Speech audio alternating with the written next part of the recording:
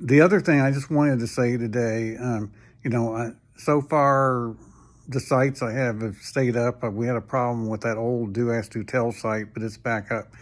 I don't know, it's very easy to imagine that the tech companies would be concerned about sites that are maybe gratuitous like mine, because of the theory they could be accused of spreading misinformation, which could be very harmful to some people. We're having to pay a lot more attention to what people may do with the information you provide them than we used to 5 years ago. So that's one thing we're watching.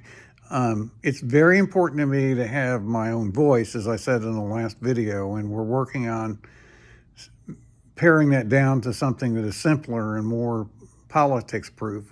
That continues, and that's very important. As far as volunteerism is concerned, generally speaking, to be effective, I have to already have something to do with the group or with the cause. I generally don't raise money for groups unless it's a very narrow thing where I'm already involved with the issue. I sometimes give money to special things outside of the trust. I sometimes do if I feel a connection to it, but I can't just. It's actually very difficult to go and volunteer for a food pantry or something. Now I'm over 70 and I'm supposed to stay home anyways. And I generally won't publicly raise money for somebody unless I'm already involved with them before. And so like with any person, the things I'm involved with seriously is relatively narrow. So it has to be something I'm actually already involved in and serious about.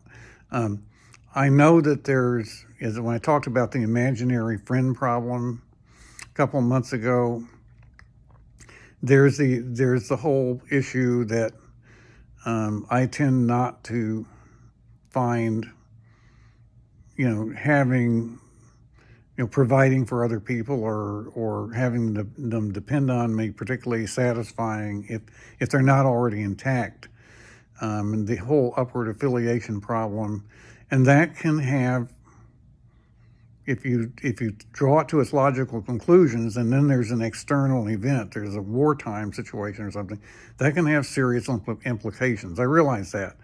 I don't want to be too specific right now, but yeah, I can imagine, as a senior, I don't think it's likely, but I can imagine reasons why they could want to segregate us and put us in a separate place, that there could be such unusual sensitivities with the virus that somehow that could come in. I can imagine there are some real risks. I don't want to get into too much detail, but that's it for today.